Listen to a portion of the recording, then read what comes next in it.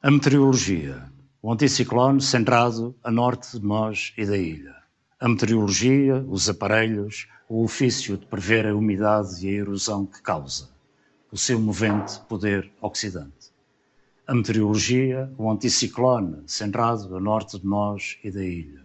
As mãos, os objetos concentrando o ofício. O poder de prever a umidade. A previsão da erosiva força, gravada na costa, as rugas do tempo. A imprevisível corrosão da terra.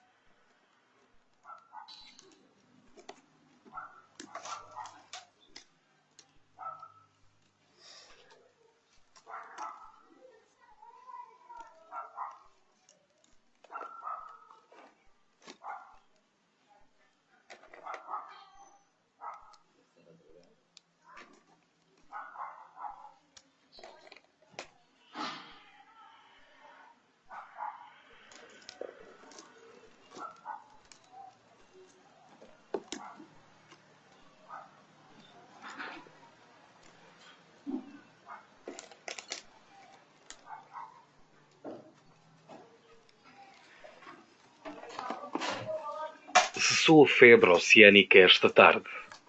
O vento de sul trouxe mesmo a notícia boa. As nuvens deixarão o arquipélago após 400 anos de estacionamento. A empregada doméstica ajeitou o menino o dela não, para o primeiro passeio ao jardim. Os engraxadores fazem a greve do contentamento. Ali na varanda o casal aparece após 40 anos, com os braços desnudados. Sabe-se já que se preparam discursos oficiais, que a rádio vai fazer um inquérito de sondagem para que se saiba qual das várias tonalidades azul-celeste é preferida pelas pessoas e que os jornais, amanhã, aumentarão a tiragem para mais 50 exemplares. Expressamente do estrangeiro, virão 5.000 jornalistas que farão reportagem para uma revista pornográfica. A Liga dos Bons Costumes, atendendo à necessidade de desenvolver a indústria do turismo, observará um dia de folga.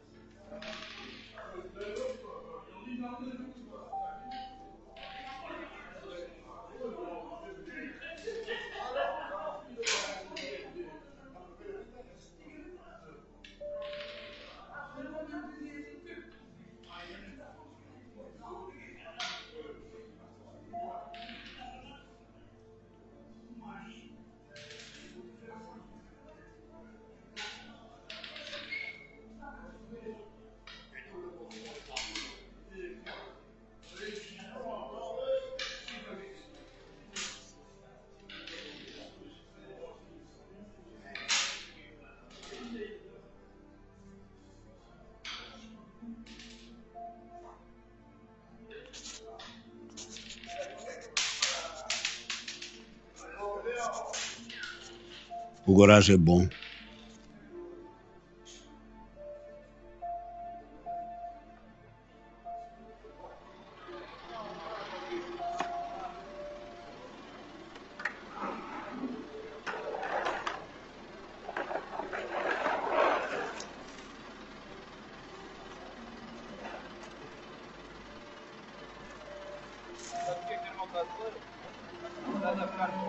O garagem é bom. Vem embebido das profundezas da água ainda límpida.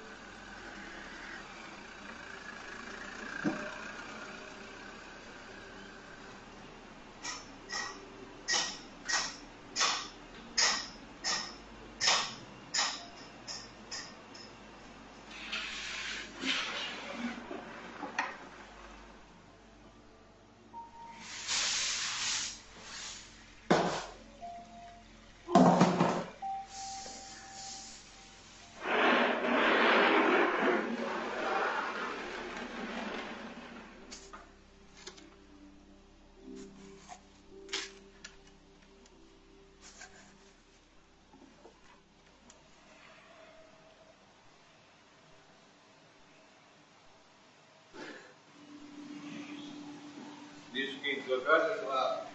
E temos vindo com os senhores. Muitos quem leite, lírio, brás. Ok. Porções de lírios para o prato do dia. As bicudas em lombo e um graxo. Brás leite.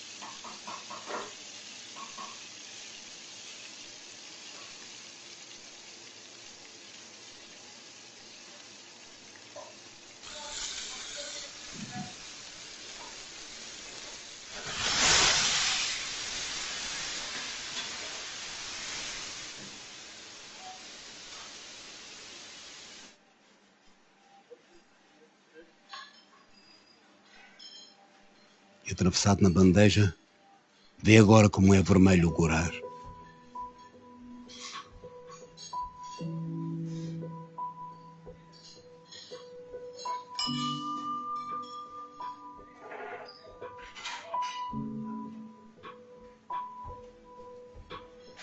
E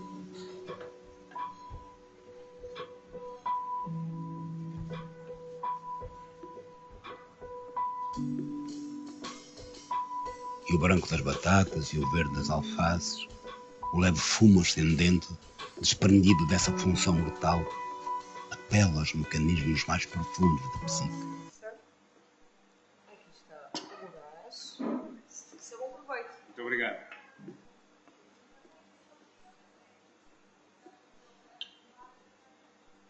Sê condescendente com o gorás, comendo já, cozidos e assados, os olhos do gorás cuidam da eternidade. À medida que eu me fui interessando cada vez mais pela poesia portuguesa contemporânea, fui também buscando aqueles poetas que eram esquecidos. E acabei por comprar no Alfarrabista os 2 livros da idade adulta deles, não é? Do Santos Barros, o Alicatos do Tempo e o São Mateus, Outros Lugares e Nomes. E a partir daí li e gostei logo daquele verso longo, daquela força, a tensão que ele tem. E fiquei logo sem compreender como é que ele estava tão esquecido. Aquilo que ficou da poesia dele, que está reunida no livro da imprensa nacional, é efetivamente uma obra muito diversa, porque oscila entre a poesia versificada e o texto que balança entre a poesia, a prosa poética. Aliás, isso às vezes na parte dele não é, digamos, assente. Ele tinha uma extraordinária capacidade de declarar a universalidade de qualquer lugar. E os Açores são facilmente nele um lugar de todo o mundo, porque a poesia dele até certo ponto é portátil do ponto de vista da sua aplicação à terra. Independentemente de ser uma poesia muito interventiva, uma poesia que não tinha propriamente contemplações, porque não tinha, mas ela era uma poesia muito direta e ao mesmo tempo extremamente construída, ao contrário do que muita gente julga. É uma poesia muito preocupada com o seu tempo, uma poesia que tem muita força, muito vigor, se é que se pode dizer isso de um poema. Mas são poemas sempre vigorosos, fortes, escritos com o peito aberto. Isso é medo do que possa acontecer.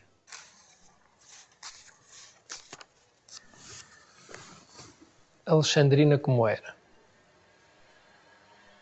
Minha tia Alexandrina bebia café, meia tigela de manhã e meia de tarde, o que dava mais de 1 litro.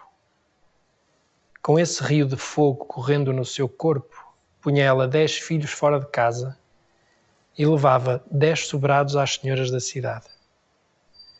E quando voltava para os biscoitos na caminhoneta da carreira, deixava-me nos ouvidos a música das gargalhadas dadas e nos olhos os demónios dos seus olhos. Os demónios dos seus olhos. Pretos. Estrelas pequeninas, fulgurantes. Não passo pela ilha sem ir aos biscoitos. Não por vê-la, que ela já não está. Levou ao Canadá a carta de chamada. Mas porque tenho consciência que são esplêndidos os ramos das vinhas que alastram nos calhaus.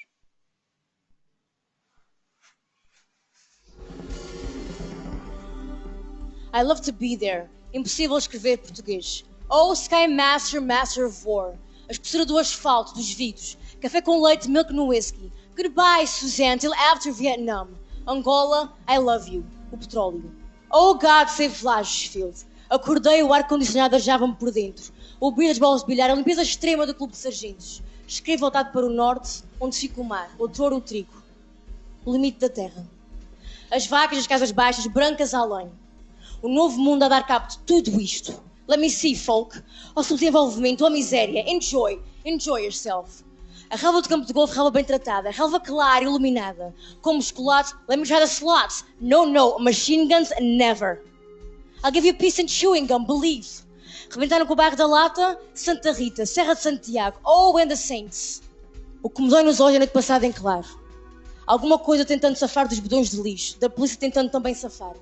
Estou atento a Mrs. Glenn, espero tudo do seu programa People to People. Abençoada América que tantos favores nos fazes. O meu tio Lopes passou 18 meses na prisão por ter roubado uma peça de paraquedas que jogava a tratar-se de uma gabardine. Importante. O self-service funciona, refeições económicas, Coca-Cola, I love to be here, justice, in God we trust. Chão molhado, cruza uma pele e os ossos, motores potentíssimos, devagar e a bullet saiu da base. Fuck you, Joe. Eu penso que há de facto ali imagens que são quase espontâneas, se quisermos assim, embora o jogo verbal possa relativizar essa noção de espontaneidade, mas é de facto um processo de associação muito frequente entre o sexo, a natureza, o mundo e a vida.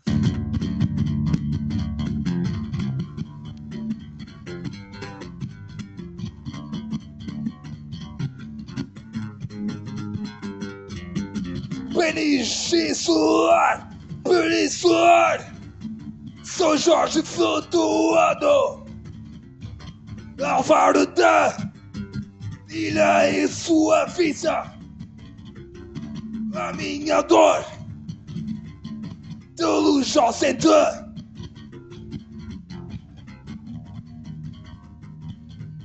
regressamos caminho da estrela mais longe, são as luzes que dão este cheiro, ou é paisagem do peixe perto de nós?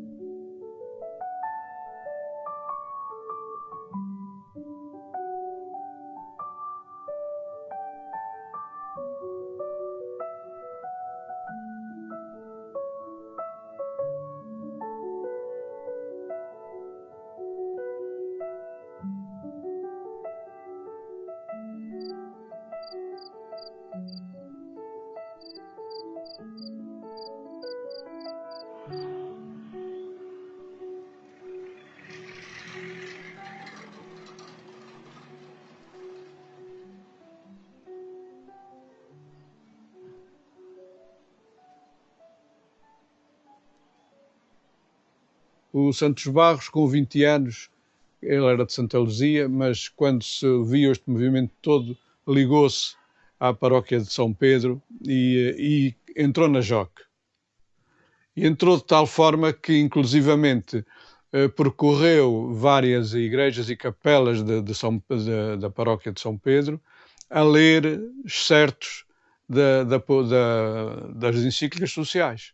Começámos a entender-nos como grupo de pessoas que tinham preocupações, sobretudo preocupações políticas e sociais, e muito novos ainda, evidentemente, mas que era uma equipa já relativamente grande, uma equipa que se atrevia muitas vezes a desafiar o próprio cotidiano aqui das pessoas da cidade de Angra, na construção de pequenos espetáculos, na intervenção, inclusivamente nos jornais, em páginas literárias, e portanto tudo isso era uma espécie de lufada de ar fresco também, que as pessoas acabaram todas por receber bem.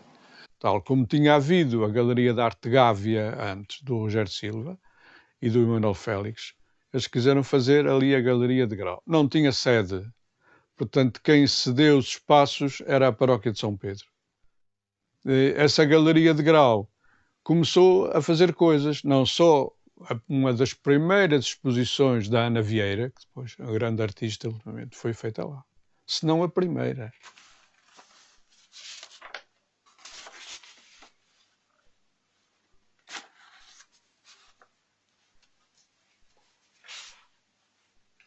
Por exemplo, quando o Santos publica o Testes para andar na rua, isto era tudo feito em stencil e com a carolice dos amigos, não só de quem fazia a parte gráfica, aqui suponho que foi o Zé Lúcio, não? Acho que sim, que foi o Zé Lúcio que também desenhos são do Zé Lúcio, que também fez exposições lá. Isto fazia tudo parte da coleção de Grau. varrem os vagalhões os degraus do cais até à Igreja da Misericórdia.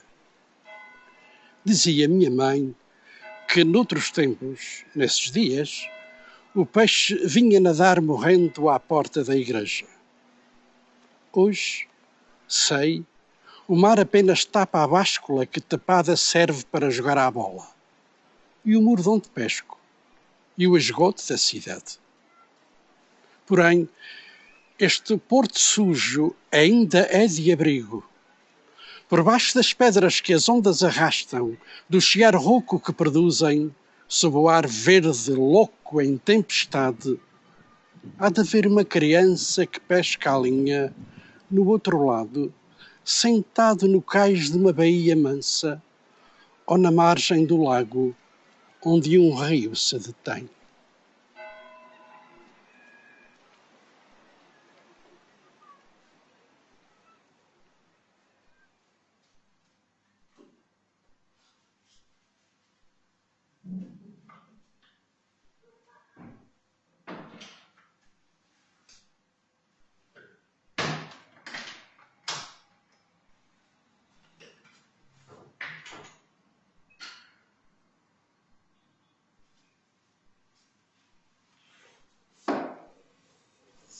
Olhando para os livros, e porque uma das partes com que nós ficámos foram os livros, eu consigo claramente distinguir quais eram os livros do meu pai e quais eram os livros da minha mãe. Portanto, é relativamente fácil, não é? Porque são gostos em termos de literatura, enfim, de gostos pessoais também, não é? Completamente diferentes uns dos outros, não é? E a minha mãe seria uma literatura muito mais politizada, vamos lá, muito mais focada naquilo que seriam eventualmente os problemas sociais e enfim, todas as problemáticas da altura. O meu pai se calhar seria mais o lado filósofo, o lado da música, o lado enfim, da literatura dita de forma mais convencional, talvez, não é? Do tremendo poema que já fiz, ou antes do tremendo poema, ficaram gestos pouco diluídos no ar pesado para respirar. Como cinzenta era a ilha e tremenda a solidão dos passos deslocados sob os pés de Mariante.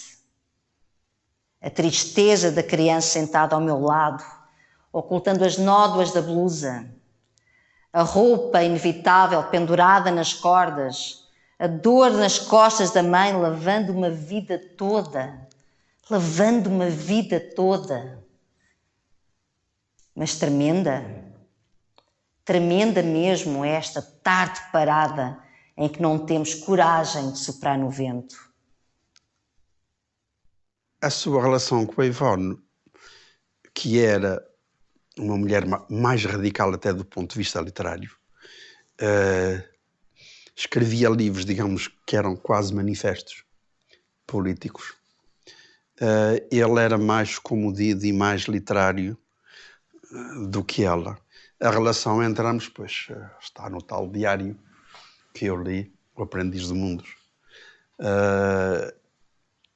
que tem páginas de uma intimidade feroz. Eu penso que a escrita os unia, embora tivessem formas de trabalho completamente diferentes. Mas eu lembro-me, por exemplo, a nossa casa em Lisboa era um apartamento normal, com 2 quartos, e depois tínhamos uma varanda do lado direito, quando se entrava, e uma varanda do lado esquerdo. A varanda do lado direito estava na zona da sala e da cozinha, a varanda do lado esquerdo estava na zona dos quartos. As varandas não existiam, portanto, a varanda do lado direito era o escritório da minha mãe, onde estava a mesa onde ela escrevia, a secretária, as estantes com os livros, e a do lado esquerdo era a do meu pai. E é muito giro que os espaços eram completamente diferentes um do outro. O meu pai era muito mais organizado, muito mais em termos de livros e de consultas, e a minha mãe era muito mais informal, muito mais descontraída, levava as coisas de outra forma. E, portanto, quando a minha mãe escrevia, por exemplo, podia haver barulho em casa.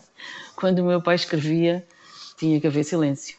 Eles eram, parecia-me a mim, do convívio que tive, muito unidos e portanto, era um casal que era muito solidário, muito ligado um ao outro. E, portanto, cada um com as suas origens, curiosamente, as origens dela, Grândola, as origens dele são Mateus, mas quer dizer, no fim acabavam por estar ligados ao mar, porque Grândola está perto de Melides, e portanto Melides também tem muito mar, e aliás há poemas sobre Melides. O que eu acho é que eles tinham os dois que se completavam, era um amor à terra, um amor às pessoas, à forma de... Tinham características muito... que havia uma proximidade, vamos lá. Mas eram pessoas muito diferentes, talvez por isso se completassem. Voto em ti, meu amor, quando saís para o sol e encontrás as multidões comprimidas. Faz política partidária, meu amor, toma o meu partido. Verás que não te falta as promessas. Faz política partidária, meu amor, toma o meu partido. Verás que não te falta as promessas. Voto em ti, meu amor. Porque estamos sós e cada vez mais eles querem ocupar a solidão. Voto em mim, que sou o teu vaso industrializado das 1001 noites que eles não compreendem.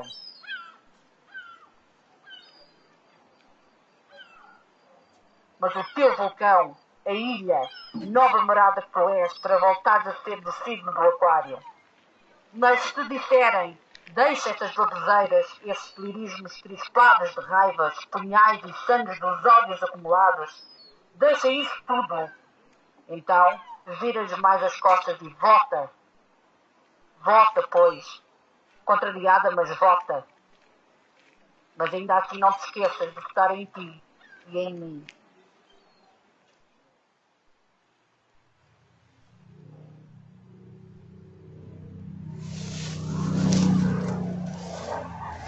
Por azar ou não, era assim mesmo, quer dizer, chegou à idade de ir para a tropa e ele é chamado.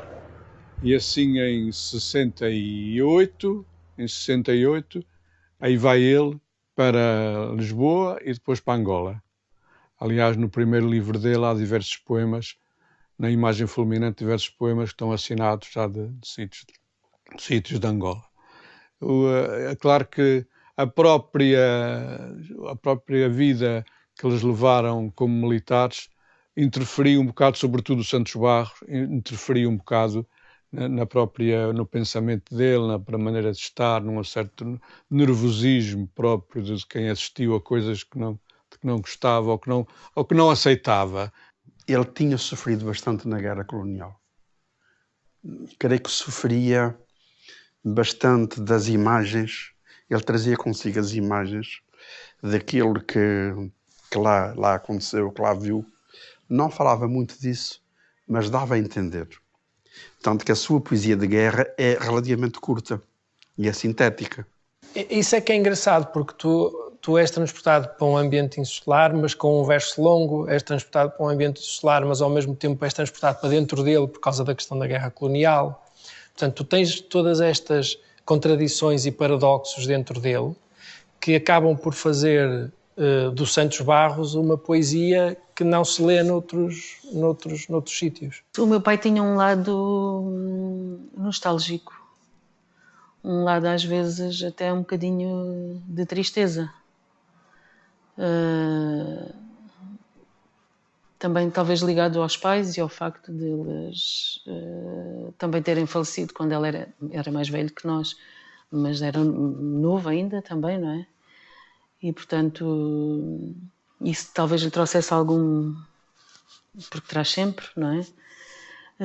Mas também por memórias de Angola, provavelmente. Isso era uma coisa que o inquietava e que lhe trazia também alguma angústia e tinha fases que nós víamos que não estaria bem, não é? portanto que havia aquela tristeza, podia ser uma coisa só de alguns dias, não é? Ou até só de um dia, mas havia esse lado muito oposto ao da minha mãe, que era muito mais despachada, não é? Mas ele tinha esse lado.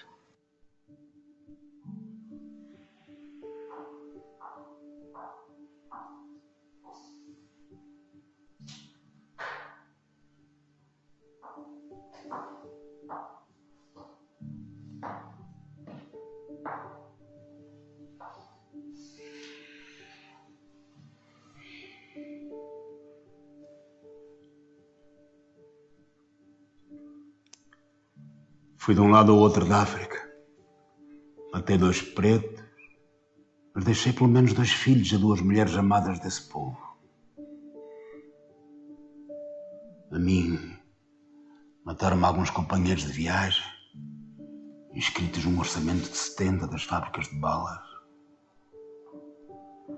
É a guerra, meu amor. É a guerra. E os homens que fazem a guerra não sabem o que é o Natal sem lâmpadas. Mesa sem flores, tardes sem mãos. Não entenda isso, não. A metafísica das árvores de Natal, nem esta questão de andar de mãos dadas todo o ano. Não lamento nada. Mas o mais fodido fui eu, mexilhão que andei às ordens de folheiros, alferes, bengalinhos e bengalas dos tenentes correios ocultos da guerra. Diziam-me que era nossa, a Terra Negra. E eu possuía até à morte. Para eles, o símbolo da continuidade está nos filhos, carne do seu próprio nome. Aos domingos, antes de ir, ouvia missa e comungava o corpo e o sangue de Deus. Pensei nisto muitas vezes quando, com Portugal pendurado na mochila, me arrefeciam os ossos nas noites de cacimbo e o medo fazia cuspir a raiva engolida em terras de Santa Maria. Se entendessem, meu amor, não teria morrido o soldado que nunca vi e tem 2 filhos pequenos. Se entendessem, meu amor, não haveria uma esposa apenas com um par de mãos. Não larpei. Não lamento nada. Deram-me um cravo por abrir no retorno da viagem. Mas quando quis desflorar a rosa, roubaram-me o passaporte.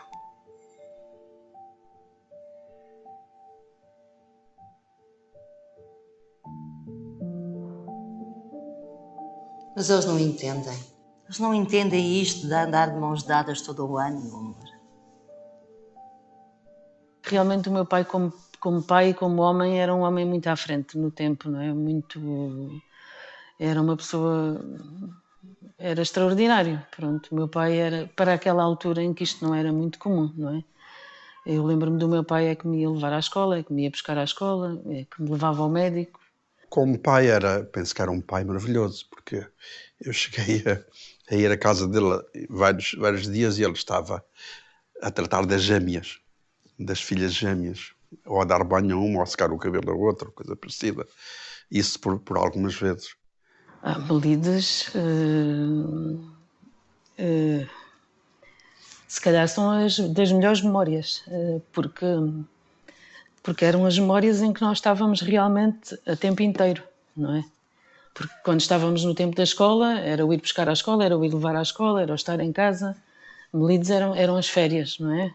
E portanto eram as 24 horas do dia sobre 24, numa casinha de madeira, onde tudo o que qualquer pessoa dissesse ou ouvisse, portanto estávamos todos em conjunto e acabavam por ser os tempos de verão, não é?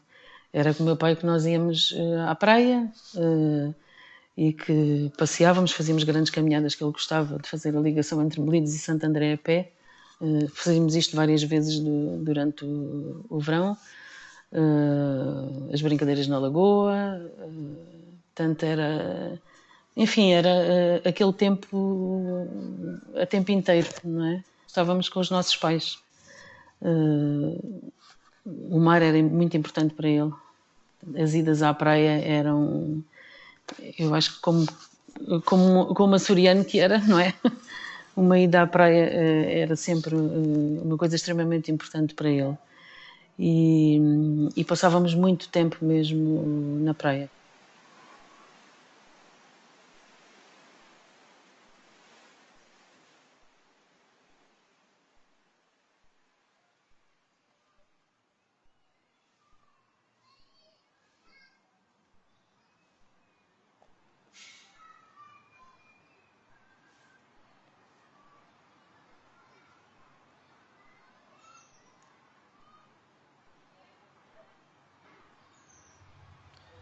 Com Antero, no Jardim da Estrela.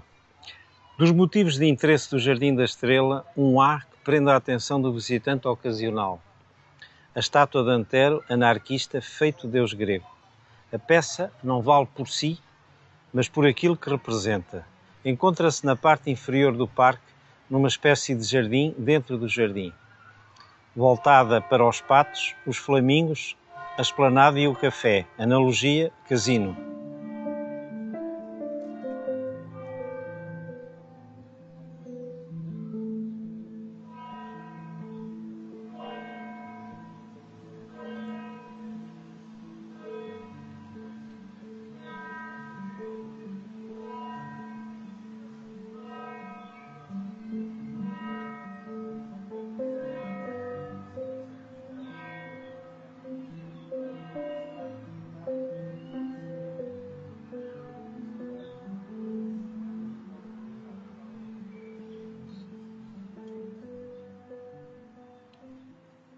Ele era uma pessoa triste, era uma pessoa muito marcada pelo facto de ter saído da Ilha Terceira com uma mão atrás e outra à frente, quer dizer, num avião da Força Aérea, completamente rejeitado pelas forças vivas locais, quer dizer, hoje em dia, estamos em 2019, mas isto em 1975 deve ter sido duríssimo, não é?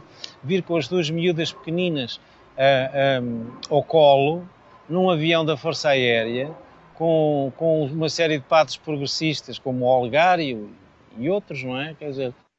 Eu não diria que ele tenha sido expulso. Eu penso que ele se sentiu, foi altamente incomodado com eles e, sobretudo, deve ter sentido uma outra coisa. Foi dessa frente ter tido, de alguma forma, e durante algum tempo, uma visibilidade demasiado forte para aquilo que ela merecia. Ele procurava fazer de Lisboa a sua Ilha Grande, onde, apesar de tudo, existia mar, mas não o mesmo mar, nem a mesma circunstância. Mas faltava-lhe, sobretudo, o arquipélago, a contiguidade de ilha através de ilha, porque esse era o seu universo, não é? Há consciência de que, de facto, havia pouca informação sobre os Açores.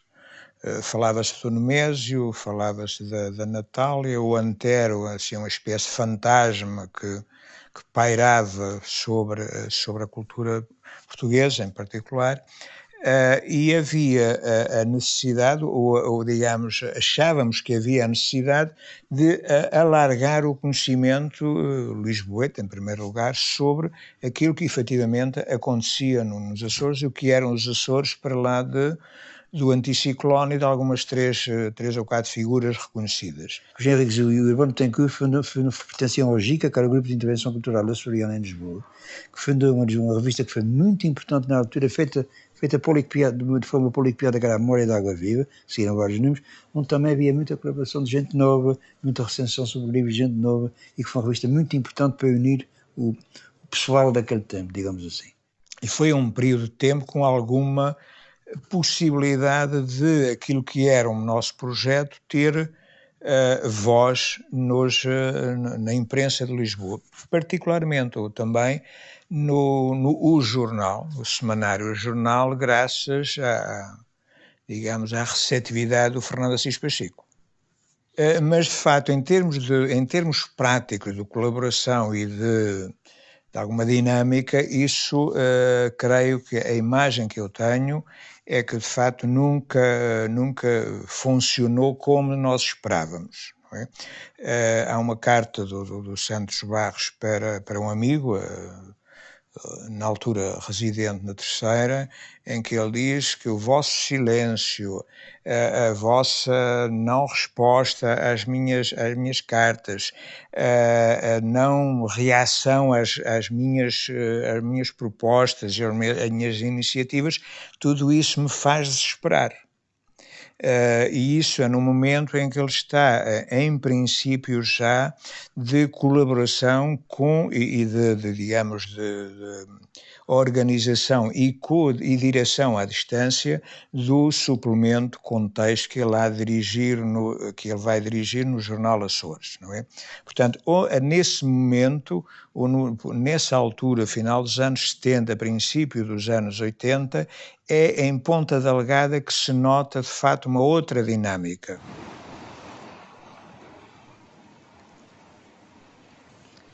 Aos sonetos de Antero prefiro as furnas. A terra respira, ao menos aí, a paisagem olvida tempestades mentais. Bonitos hotéis, bonitos melros e a voz proletária do mar que não incomoda, longe. Perto, muito perto, humanizando a boca da terra, os trabalhadores, o seu coração. Possível, os sonetos perfeitos como a paisagem. Mas quem há de lê-los se o inominável Deus, tão alto e tão baixo, nos decanta a injustiça da beleza que anda por aí?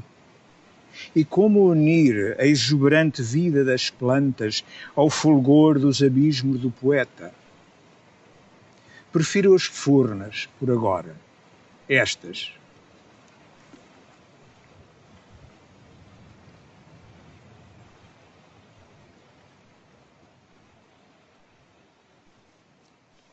Dos livros também é interessante vermos que temos aquelas primeiras edições e experiências como esta com o Urbano, ainda segundo eles, tudo feito assim de uma forma muito...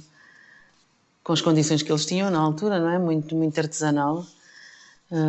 E depois já temos coisas mais elaboradas, não é? De outras fases, não é? Esta também é uma forma, ainda de uma fase artesanal, mas depois temos outras coisas mais elaboradas.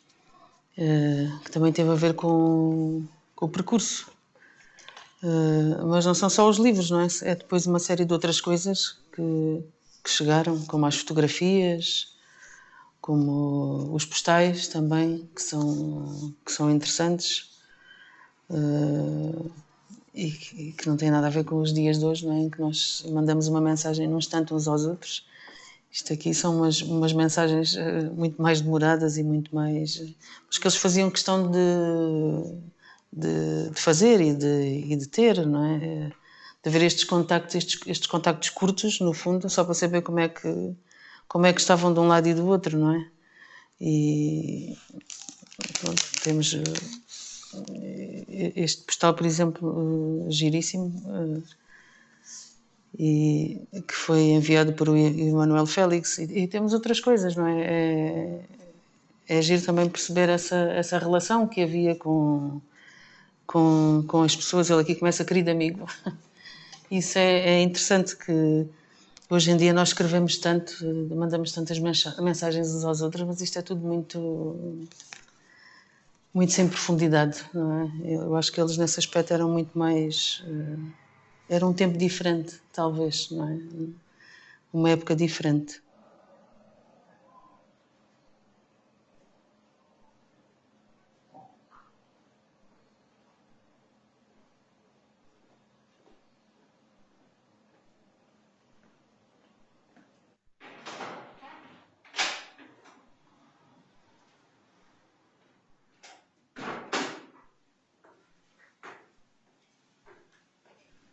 Avó, é o João.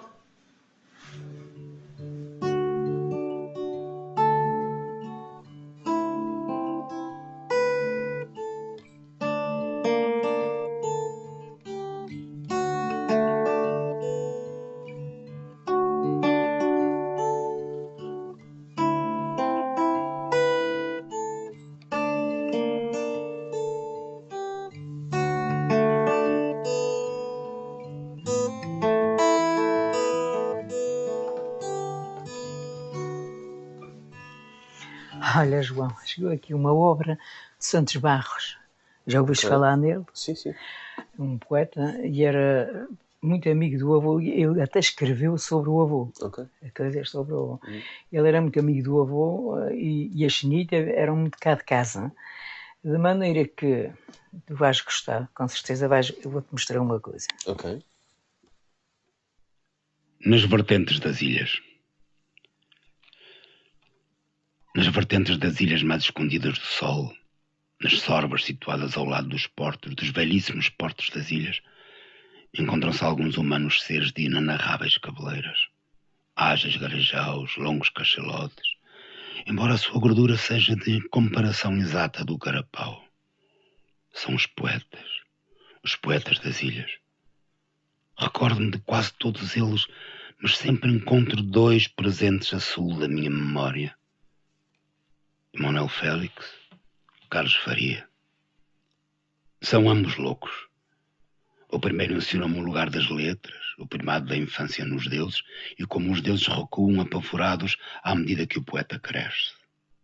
Félix, o faroleiro paciente que alimenta a rota dos barcos. Ele era uma Babilônia. Falava com os braços, com os olhos, com o corpo todo, linguagem inacessível aos governantes. Ele pregou através da arte a vontade dos ilhéus se barbearem todos os dias de manhã e a vontade da palavra ser posta na rua dos salões luxuosíssimos, onde a burguesia local a afogava em orgias de silêncios.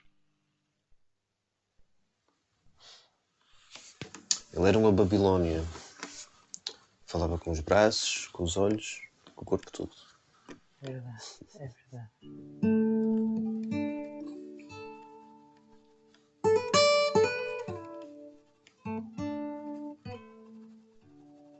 A carta era uma maravilha, abrir o apartado e ter uma carta de uma amiga era como ter lá dentro à nossa espera com a mão estendida, era muito bom. Agora já não há nada disso.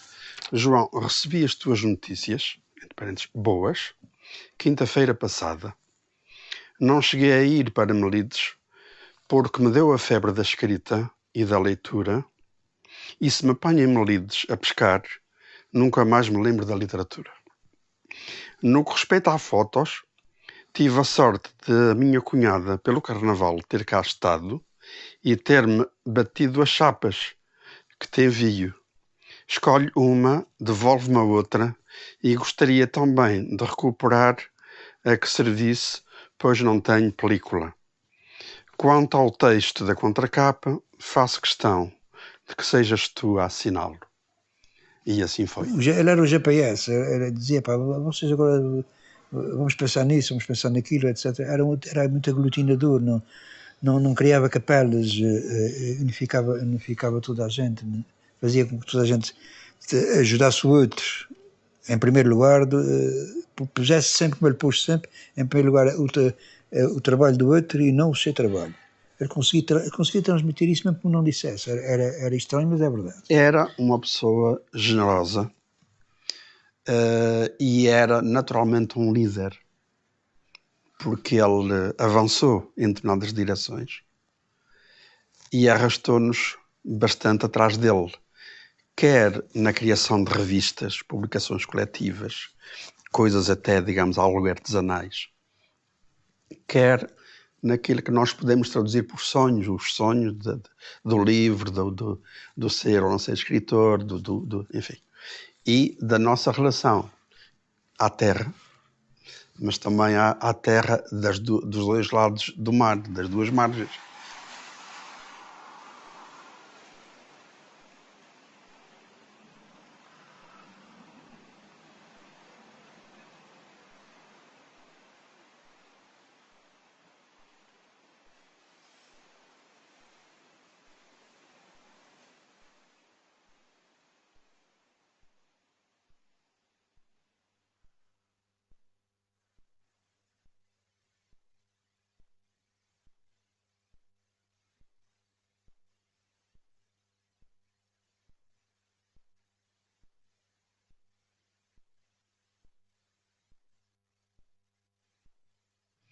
A minha mulher estava ainda no hospital, tinha acabado de ter tinha tido a nossa filha há 2 dias.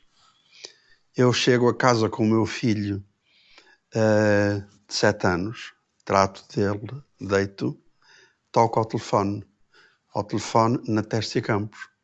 Diz: João, tu sabes que o Santos Barros e a Ivone foram para a Espanha com os amigos, mas eles tiveram um acidente e o acidente foi fatal, ipsis verbis. Foi o que ela me disse. E num poema célebre, que é o Fazer Versos Dói, que eu acho que é um poema de testamento dele, ele também fala disso. Ele fala de agora que começo a preparar a minha morte. Ora, a morte nunca se prepara. Há a questão da tragédia, portanto, quer dizer, ou seja, isto tudo vai levar a uma tragédia. Ele chegou a dizer isso em casa a Maria Andina Braga, que ia morrer de novo. Isto é, tinha o pressentimento e a intuição que ia morrer de novo. É difícil perder um pai ou uma mãe. Perder os dois deve ser, eu penso que deve ser das dores maiores que existem, não é? Portanto, todo esse processo de digestão que nunca é feito, não é? Por isso é que eu tenho este espaço onde tenho as coisas deles, onde tenho, pronto, no fundo é o meu contacto com a obra, mas também com as pessoas que eles eram, não é?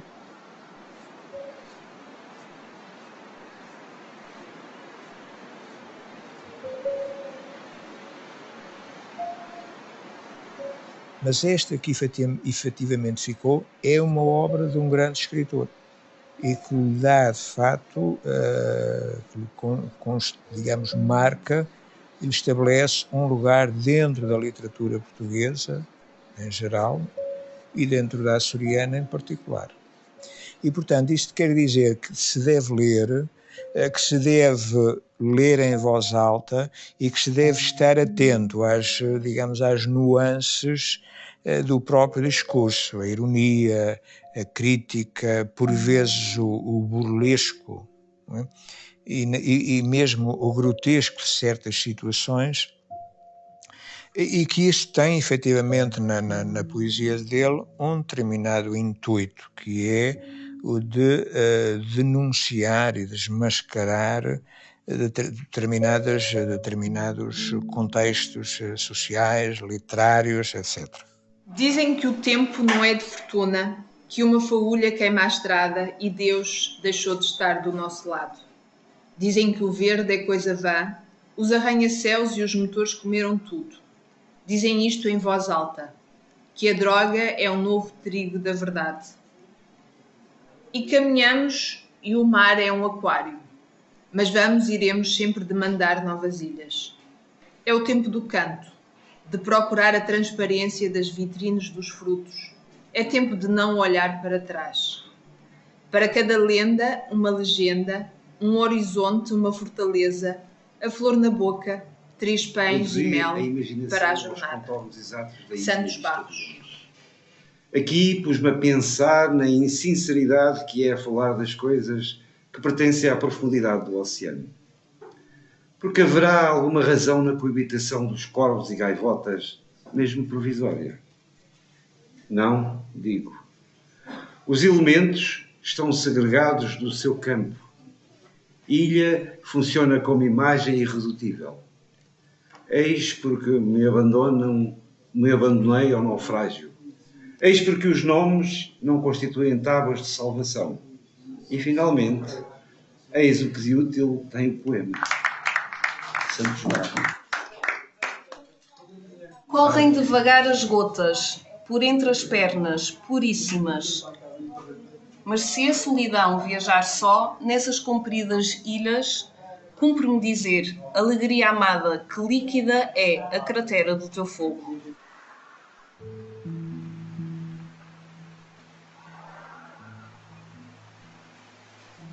Pregar um prego, lavar pratos, cortar a erva custa. Mas nunca nada me custou tanto que carregar um verso das coisas mais difíceis. Fazer do outro lado da literatura os nós do mundo e a desfazê-los.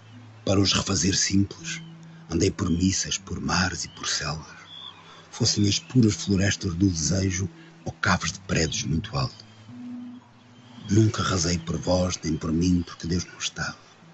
Mas em todos os sítios encontrei poesia E dei-me a fazer versos e a fazer amor como quem se amola, e não se amola com a melancolia dos vizinhos, a ver-me apanhar o autocarro ou a chegar da vida burocratizada que é a profissão de organizar processos de velhice para os que vão morrer daqui a pouco.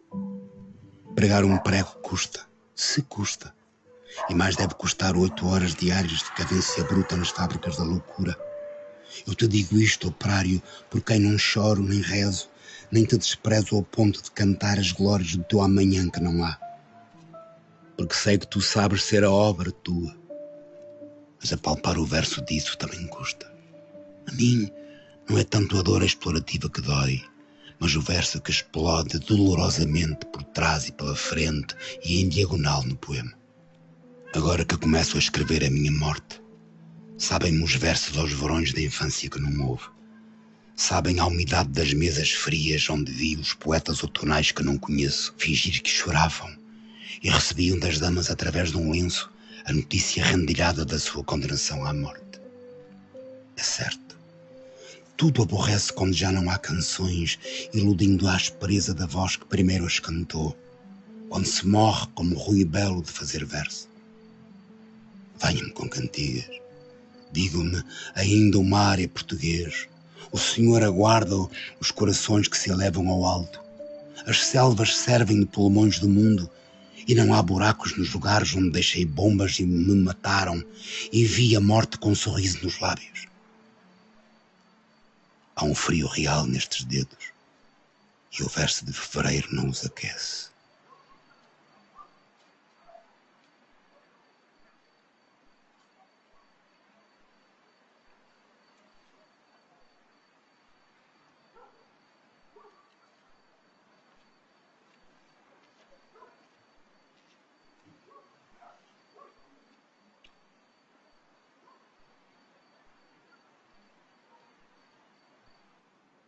Umidade relativa a 38%.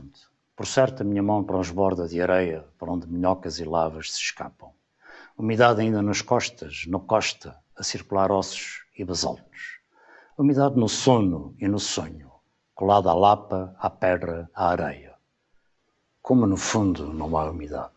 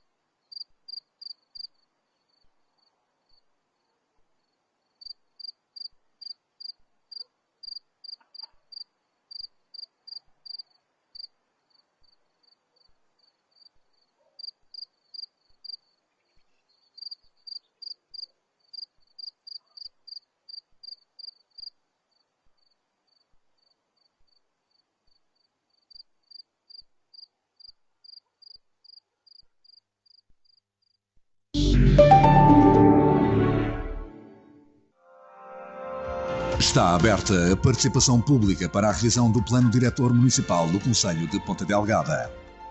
O PDM é uma ferramenta fundamental para a gestão, ordenamento e desenvolvimento do território.